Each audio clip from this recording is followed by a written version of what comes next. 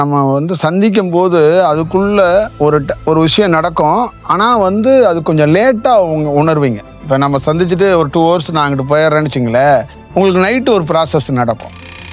அப்போ அந்த பிரபஞ்சங்கிறது எப்படின்னா, ஆகாயத்தையோ நான் பூமியையோ கை காட்ட முடியாது. எனக்குள்ளே அது அலைவரிசையாக இருக்குது. அதுதான் உங்களை சந்திக்க வைக்கிது.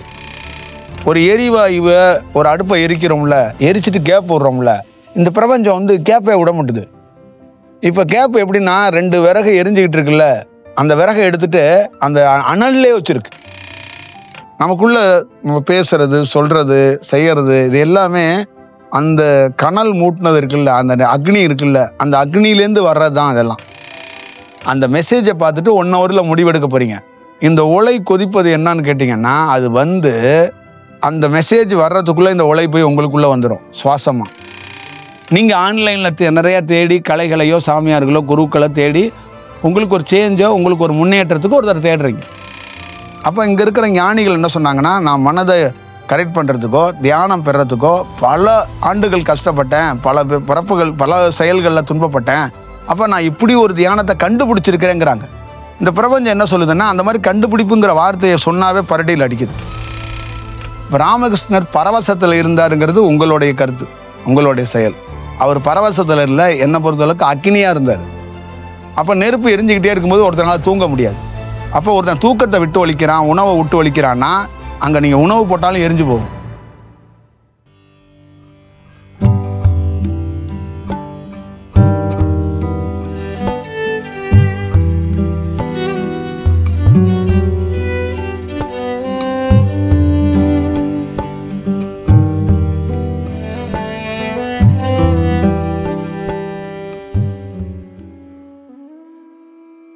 உங்களை பொறுத்தளவுக்கு உங்களுக்கும் நமக்கும் உள்ள என்னன்னா, ஒரு உடல் மனம் இதெல்லாம் வெவ்வேறு தன்மையாக செயல்படுது இல்லை.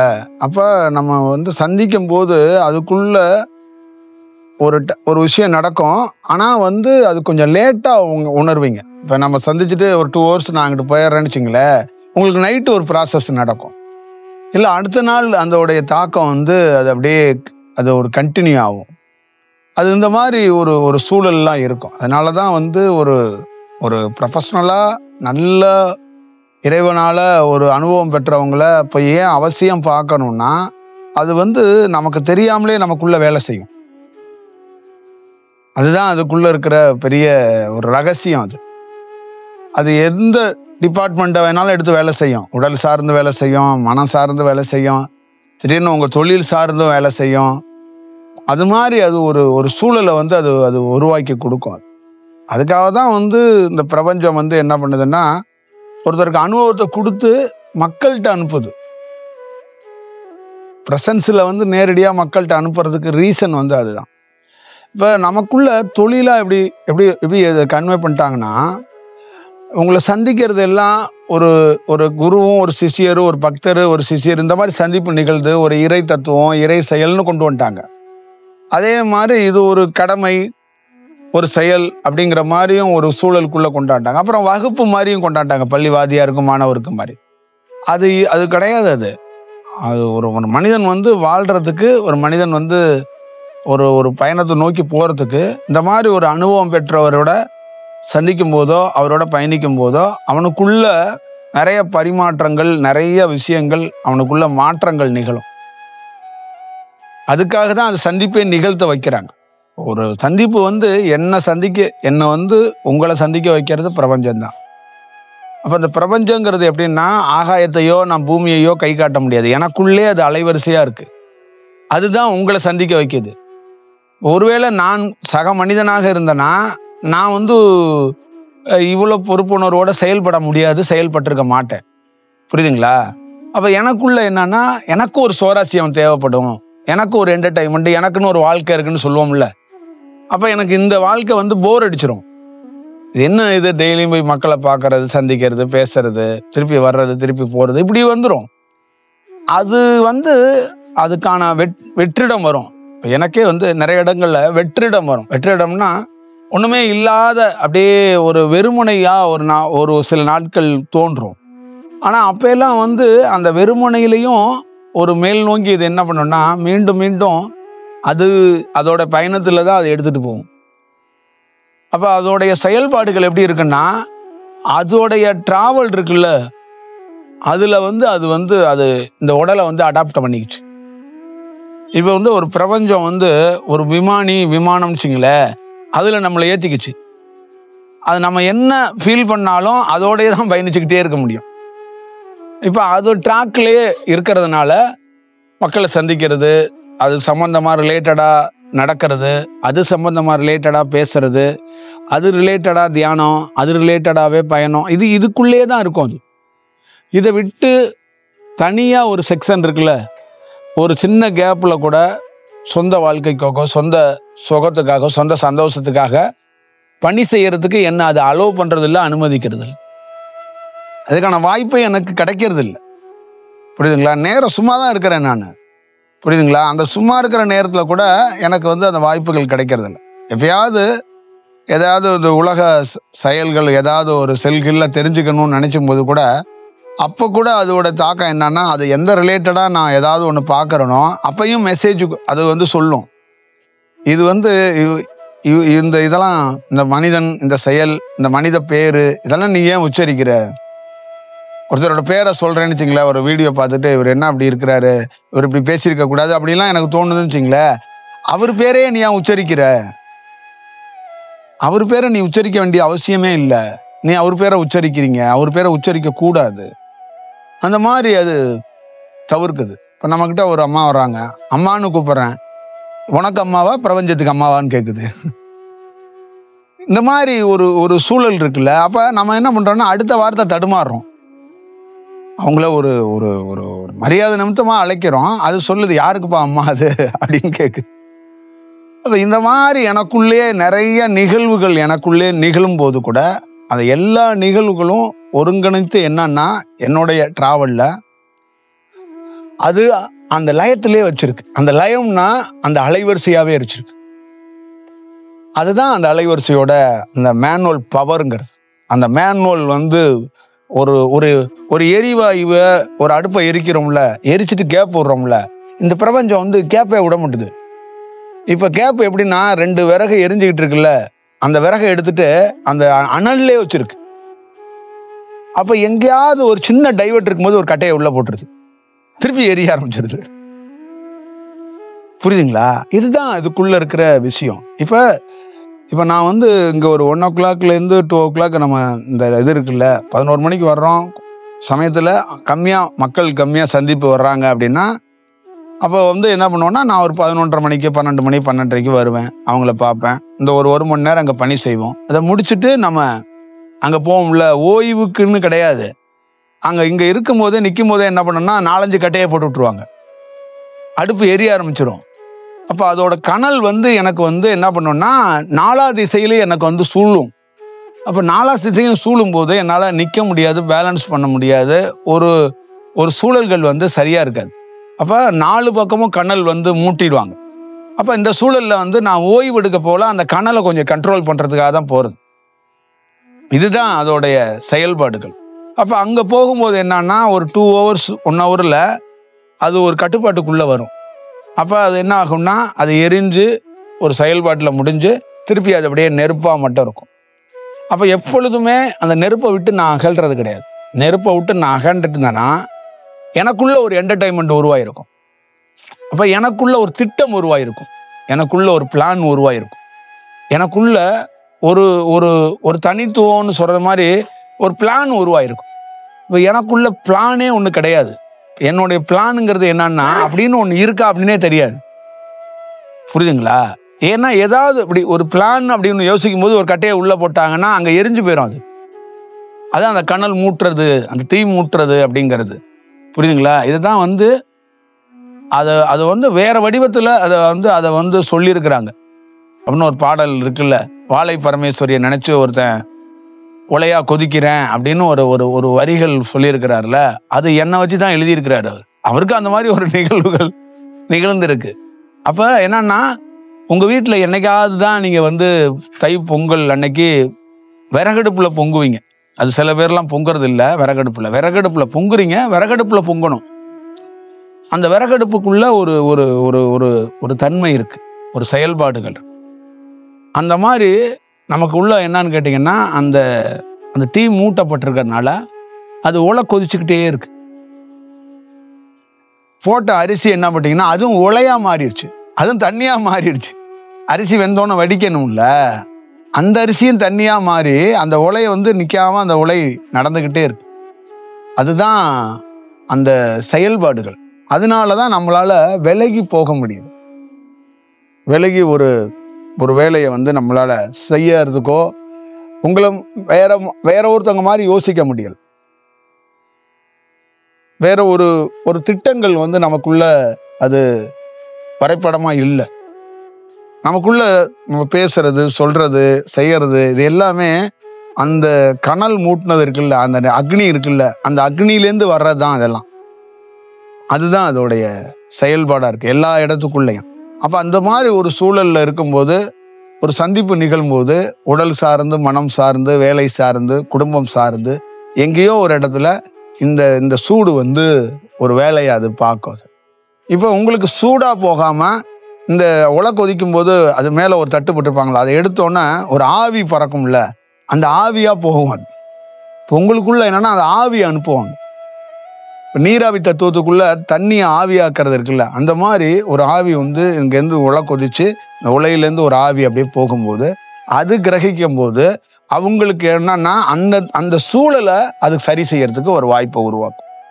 அப்ப மனித வாழ்க்கையை, மனித செயலை நம்ம கடக்கிறதுக்கு அந்த சூழல் வாய்ப்பு இருக்கும். என்ன இந்த உலை கொதிச்சு அந்த ஆவி போகும்போது என்னன்னா, நீங்க ஒரு தீவிரமா ஒரு முடிவு எடுக்கிறதுக்கு இன்னும் 1 ஹவர்ல ஒரு முடிவு எடுக்க போறீங்க.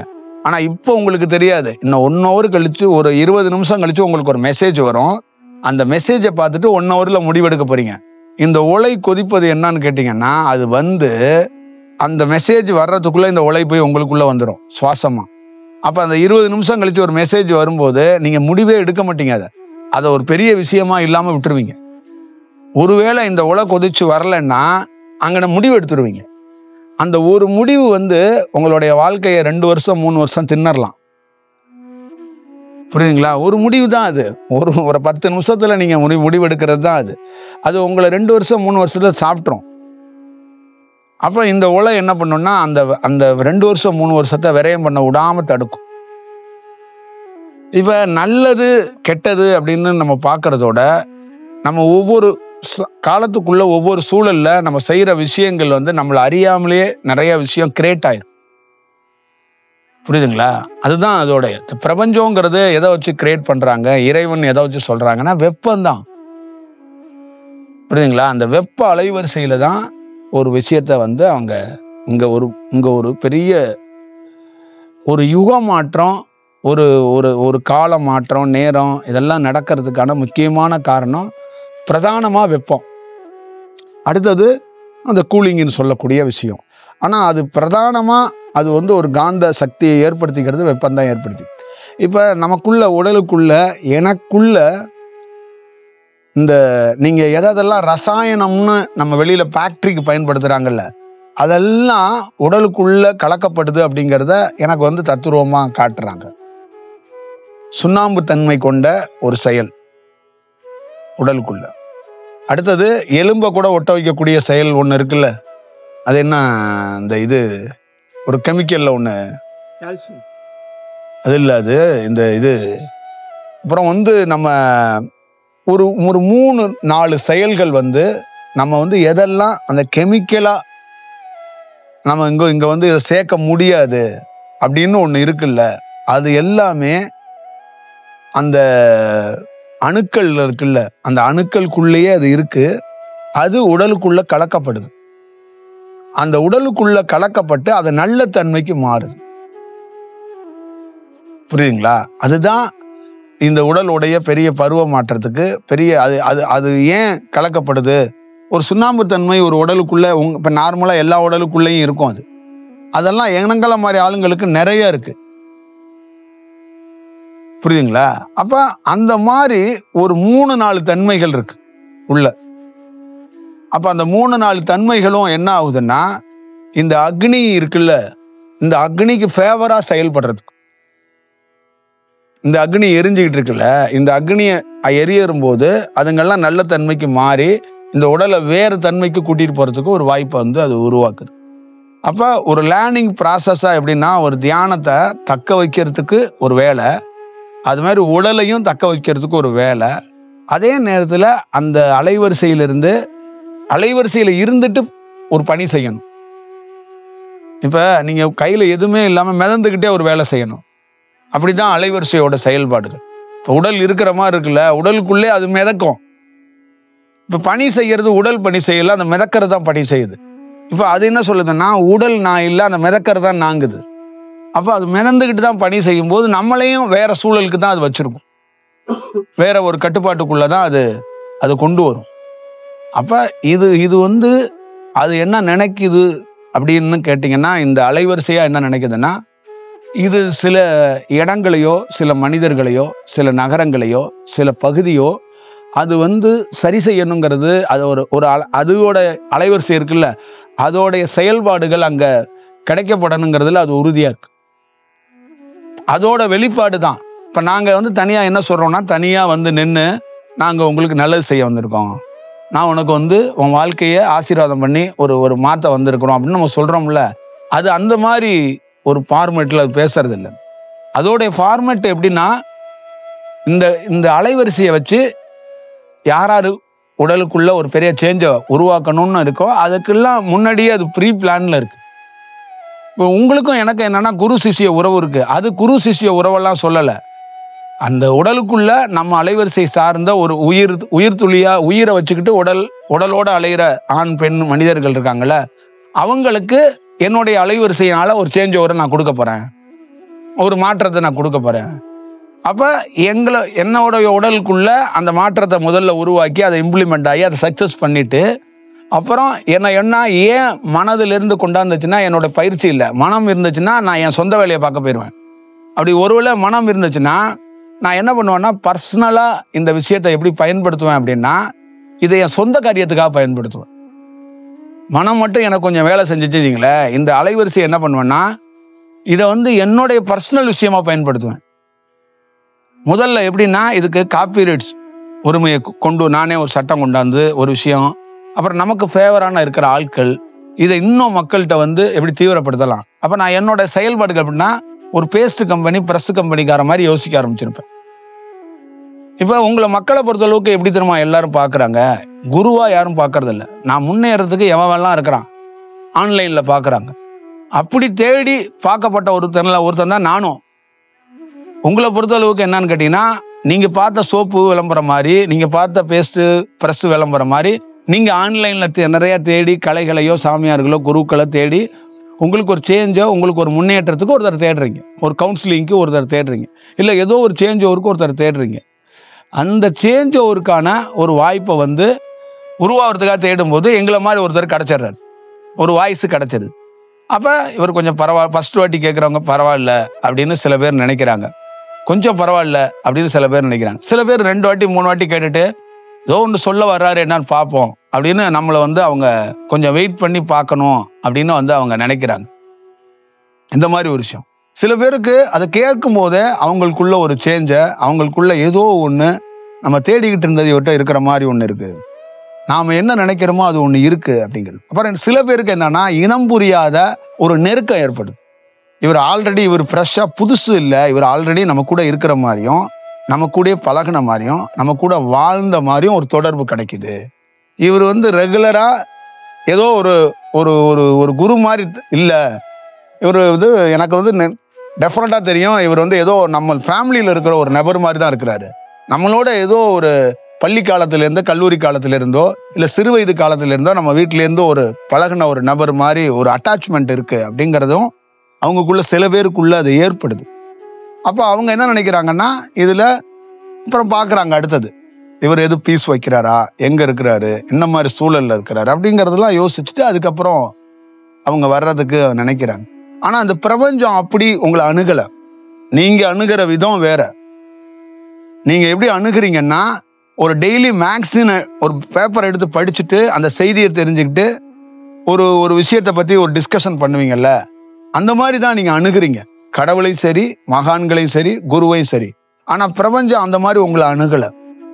இந்த காலகட்டத்துக்குள்ள ஒரு அலைவரிசையோடு வந்து எத்தனை உடலோ ஆண் உடலோ பெண் உடலோ, எத்தனை தாவரங்களோ, எத்தனை இடங்களோ, எத்தனை கட்டடங்களோ, அந்த நகரங்களில் இந்த அலைவரிசையை பரப்பிட்டு போயிட்டே இருக்கணும்.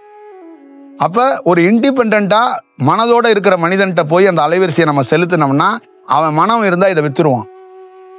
இதை தண்ணியை பிடிச்சி 12 ரூபாய்க்கு 14 ரூபாய்க்கு விற்கிற மாதிரி விற்றுப்பிடுவான். அப்போ அவன்கிட்ட மனதை முதல்ல அவனை கரெக்ட் பண்ணணும். அப்போ இங்கே இருக்கிற ஞானிகள் என்ன சொன்னாங்கன்னா, நான் மனதை கரெக்ட் பண்ணுறதுக்கோ தியானம் பெறத்துக்கோ பல ஆண்டுகள் கஷ்டப்பட்டேன், பல பிறப்புகள், பல செயல்களில் துன்பப்பட்டேன். அப்போ நான் இப்படி ஒரு தியானத்தை கண்டுபிடிச்சிருக்கிறேங்கிறாங்க. இந்த பிரபஞ்சம் என்ன சொல்லுதுன்னா, அந்த மாதிரி கண்டுபிடிப்புங்கிற வார்த்தையை சொன்னாவே பரடியில் அடிக்குது. நீங்கள் என்னத்தை கண்டுபிடிச்சிங்க அப்படின்னு அது கேட்குது. இந்த தியானத்துக்குள்ள நான் உனக்குள்ள இருந்து ஒரு பணி செஞ்சுக்கிட்டே இருக்கிறேன். நீ என்னத்தை போய் கண்டுபிடிச்சிங்க, என்ன செஞ்சீங்க, உங்களுக்கு ரோல் என்ன, உங்கள் உடலை தூக்கிட்டு வந்தீங்க. என்னதான் நான் சொல்கிறேன், உங்களை வச்சு சொல்லலை. எனக்கிட்ட இந்த பிரபஞ்சம் ஒரு அசிரீதி குரலாக என்கிட்ட ஒரு விவாதம் நடத்தும் போது, ஒரு டிஸ்கஷன் ஏற்படுத்தும் போது, நீ என்ன செஞ்ச இந்த தியானத்துக்காக தியாகம்னா உன் உடலை தூக்கிட்டு வந்த. வேற என்ன நீ தியாகம் செஞ்ச?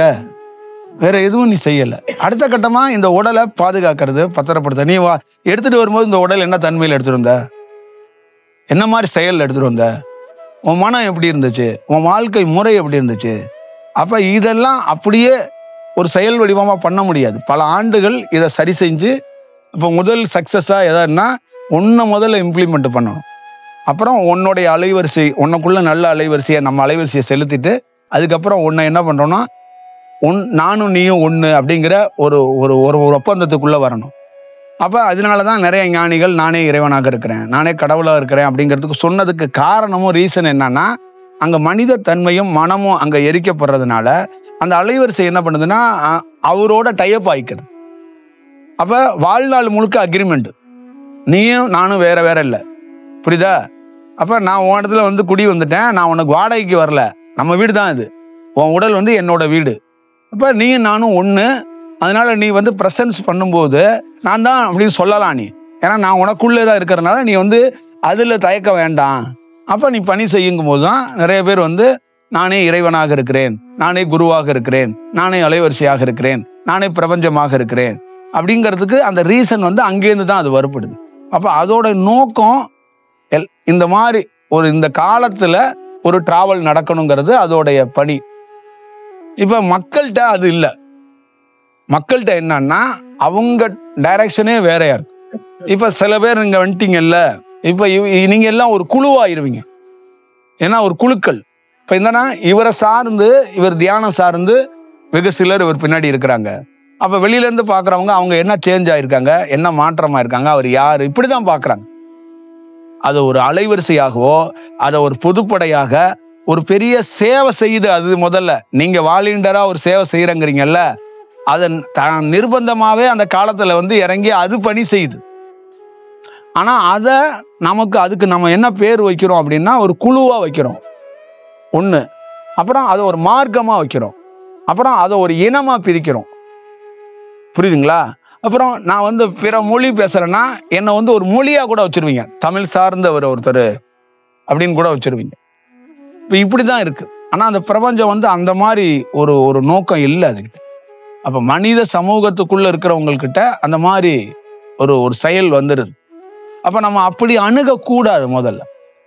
அப்போ நான் பல நாள் இந்த அலைவரிசை என்ன பண்ணுதுன்னா உங்களை அப்படியே தயார் பண்ண முடியாது, அப்படியே மாவை ஊற்றி இட்லி மாதிரி அவிச்சு எடுக்க முடியாது. இந்த பல நாள் இதை கொஞ்சம் கொஞ்சம் அனுசரித்து தான் பண்ணணும். இப்போ நம்ம உடலில் ஒரே நாளில் நடக்கலை. அப்போ அந்த உடலை எப்படி தயார் பண்ணுது, எப்படி பண்ணுச்சு அப்படிங்கிறது ஒரு செயல் இருக்குது. அப்போ இன்னொரு விஷயம் என்னன்னு கேட்டிங்கன்னா, எல்லா உடலும் ஒரே மாதிரி இருக்காது. இந்த உடலோட தன்மை வேற, உங்க உடலோட தன்மைகள் ஒவ்வொரு செயலில் இருக்கும். ஒவ்வொருத்தருக்கும் உடல் தன்மை, உடல் வாகுன்னு ஒன்று இருக்கும். அந்த உடலுக்கு ஏற்ற மாதிரி தான் ஒரு அலைவரிசையை செயல்படுத்துறதோ ஒரு செயல்படுத்த முடியும். அதே மாதிரி ஒவ்வொருத்தருக்கும் அவங்களுடைய காலம்னு ஒன்று இருக்கு. உங்களுக்குன்னு ஒரு ஒரு அமைப்பு, ஒரு காலம்னு ஒன்று இருக்கு. அதுக்குள்ள ஒரு வேலை பார்க்கணுங்கிறது ஒன்று இருக்கும். அப்புறம் அதுதான் சொல்றாங்க, அந்தந்த சோல், அந்தந்த ஆன்மாவுக்கு எது கிடைக்கப்படணும், எது வரைக்கும் அவங்க பிரயாணிக்கப்படணுமோ அது வரைக்கும் அதை நிர்ணயிச்சு அது வேலை செய்யும். அப்போ அதுக்குள்ள என்னன்னா எந்த அடிப்படையில் பணி செய்யுதுன்னா பாகுபாடு கிடையாது, இரக்கம் காட்டாது, யாருக்கும் வேற்றுமையெல்லாம் பண்ணாது. அதுக்குட்ட இருக்கிற மிகப்பெரிய விஷயம் என்னன்னா இவங்களுக்கு இவ்வளவுதான் கிடைக்கப்படணும்னு அந்த வீதாச்சாரத்துக்குள்ள அது பணி செஞ்சுக்கிட்டு போயிட்டே இருக்கும்.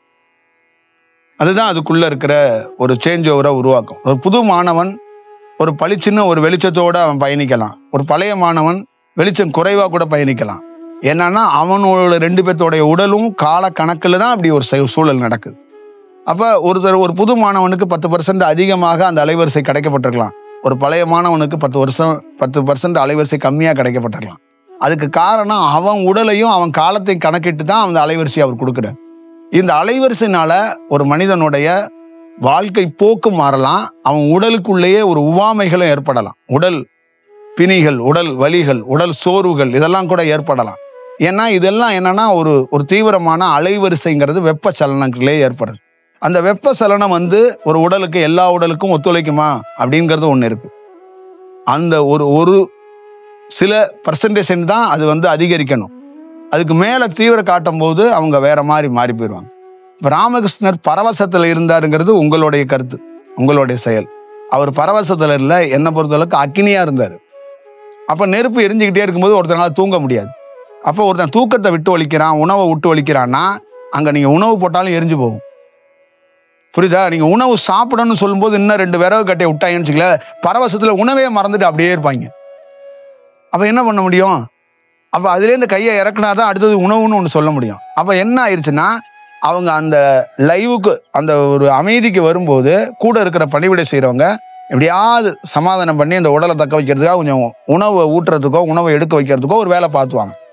அப்ப சமயத்தில் அவங்களுக்குள்ளே என்னன்னா அந்த விறகு எடுத்தாச்சு, வெறும் நெருப்பு மட்டும்தான் இருக்குன்னு வச்சுங்களேன் ஒருத்தருக்கு.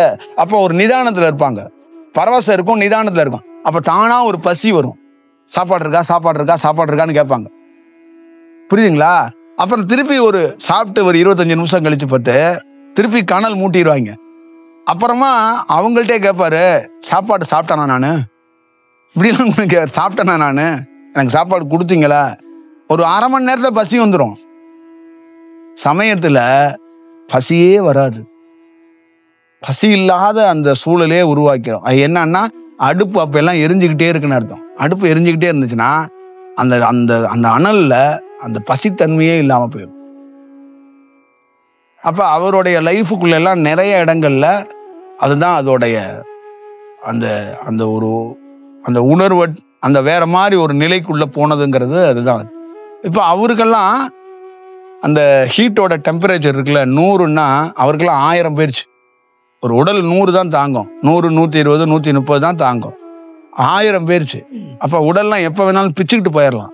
ஆனா அதுல அவர் அந்த அந்த வெப்பம் உள்ள இருக்குல்ல அது பேலன்ஸ் பண்ணுச்சு. அந்த உடலை பிச்சுக்கிட்டு போக விடாம அது அந்த உடலை தாக்கு பிடிக்க வச்சுச்சு.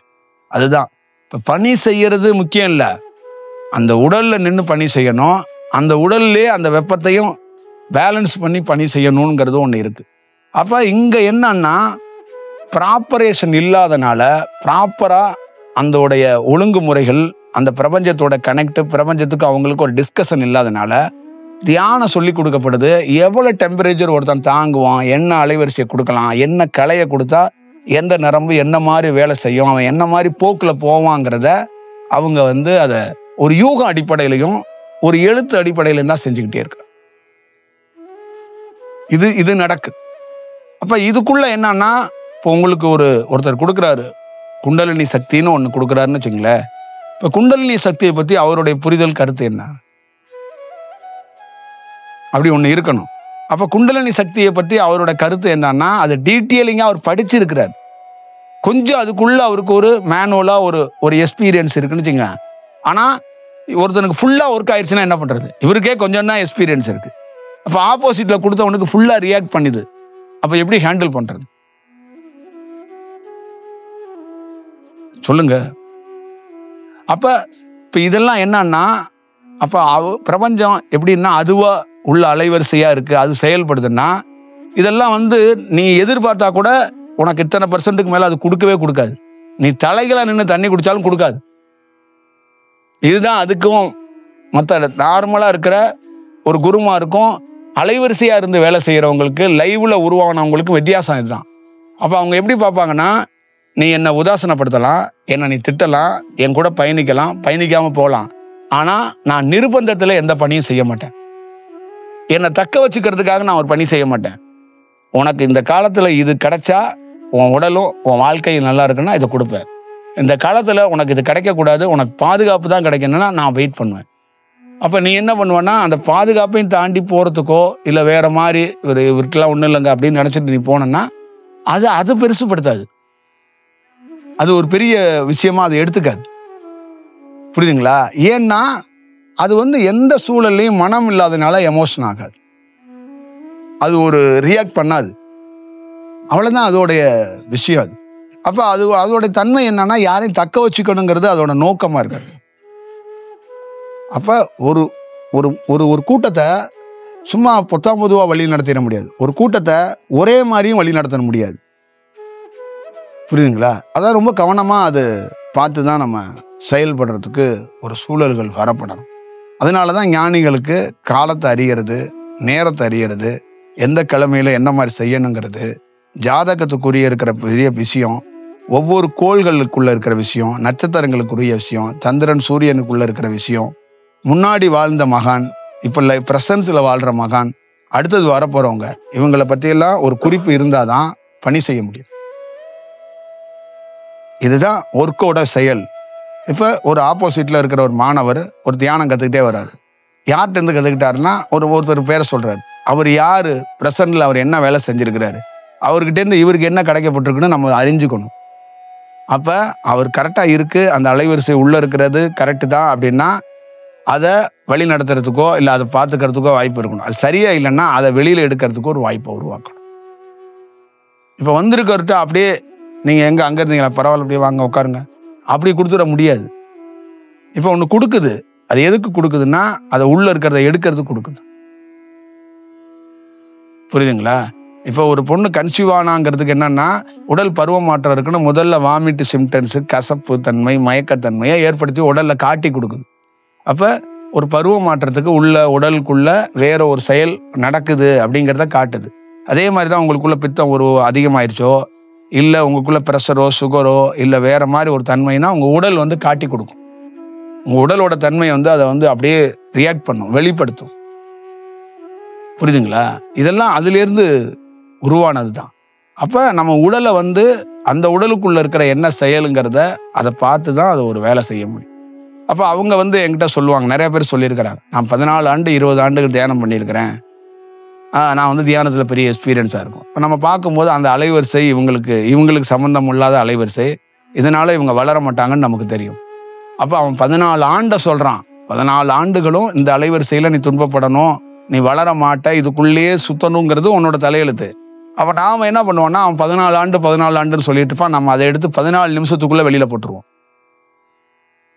புரியுதுங்களா? அந்த 14 ஆண்டுகள் வச்சிருந்த கலையை 14 நிமிடத்துக்குள்ள நம்ம தூக்கி வெளியில் எறிஞ்சிருவோம். இப்போ அவன் என்னன்னா அங்கே காப்பாற்றப்படுறான், ஆனால் அது அவனுக்கு தெரியாது. புரியுதுங்களா? அப்போ அவன் என்ன நம்மள்ட்ட எப்படி அணுகிறாங்க அப்படின்னா, எனக்கு ஆல்ரெடி கொஞ்சம் எக்ஸ்பீரியன்ஸ் எல்லாம் இருக்கு, நான் நிறைய குருமார்கள்லாம் நிறைய புத்தகம்லாம் படிச்சிருக்கிறேன், இருந்தாலும் நீங்கள் கொஞ்சம் ஏதாவது அடிஷ்னலாக நீங்களும் ஏதாவது கொடுத்தீங்கன்னா அதை வச்சு இன்னும் கொஞ்சம் வளர்ந்துக்கிறேன், இல்லை நான் ஒரு இடத்துல வளர்ந்து நிற்கிறேன் தேங்கி, அந்த இடத்த நீங்கள் கொஞ்சம் சரி செஞ்சு ஒரு பில்டிங் பாதி கட்டி நிற்கிறதுல அதுக்கு மேலே நீங்கள் பூச்சி பூசுறதுக்கு ஒரு ஆசீர்வாதம் பண்ணி விடுங்க அப்படிம்பாங்க. இது அப்படி செய்ய முடியாது. இது ஒரு கட்டடத்து மேலே இன்னொரு கட்டடத்தை பூசுகிற வேலை கிடையாது. சில இடத்துல சில பில்டிங்கை டமாலிசை பண்ணிட்டு தான் கட்டணும், அது அப்படியெல்லாம் உருவாக்க முடியாது. அதெல்லாம் அதை உணர்ந்துக்கணும். அப்போ அது என்ன ஆகும்னா ஒரு நல்ல தன்மையை உருவாக்கும், ஒரு நல்ல செயலை அதுக்கு உருவாக்கி கொடுக்கும். அது என்றாவது ஒரு நாள் அவங்களுடைய வளர்ச்சியில் அதை உணர்வாங்க.